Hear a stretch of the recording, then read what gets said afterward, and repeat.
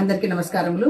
ఈరోజు నిత్య Surabhi charitable trust మన పుట్టినిలో ఆశ్రమం ఆధ్వర్యంలో ట్రస్ట్ సభ్యురాలు రుమాళ్ల శ్రీమతి కావేరి, వారి భర్త శ్రీ రుమాళ్ల హరినాథ్ గారు, వారి కుమారుడు చిరంజీవి శ్రీ దీప్ పుట్టినరోజును పురస్కరించుకొని ఈ విధంగా ఇక్కడ ఒక కుటుంబం దగ్గరకు వచ్చాము. వీళ్ళ ఇంట్లో వాళ్ళకి ఇవ్వడానికి వచ్చాము. వీళ్ళకి ఒక 36 రకాల నిత్యావసర వస్తువులు తీసుకొని వచ్చాము.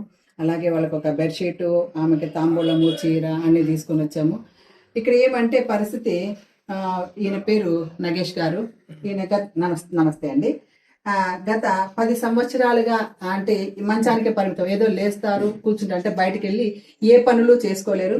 వీళ్ళ కాళ్ళలో ఇక్కడ ఒక రాడ్ ఉంది, షుగర్ పేషెంట్. ఈ విధంగా వాళ్ళు చాలా ఇబ్బందులతో ఉన్నారనమాట. అందుకని వీళ్ళ కుటుంబంకు అవసరంలో ఉంది, మన ట్రస్ట్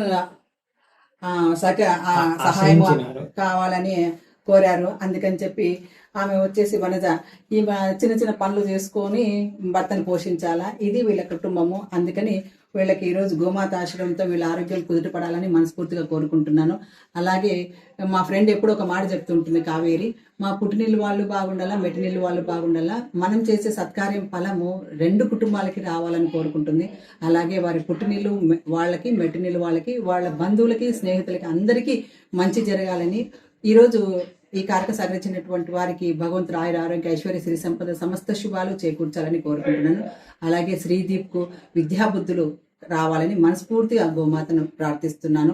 నేను అన్ని చోట్లకి రాలేను, అందరికీ సేవ చేయలేను. వీలున్న ప్రతి ఒక్కరూ పక్కన వాళ్ళకి ఏదో ఒక సహాయం చేయాలన్నది నా కోరిక. అందరూ బాగుండాలి. మీ నిత్య సురభి డాక్టర్ ఎస్ నిర్మలా మురళి.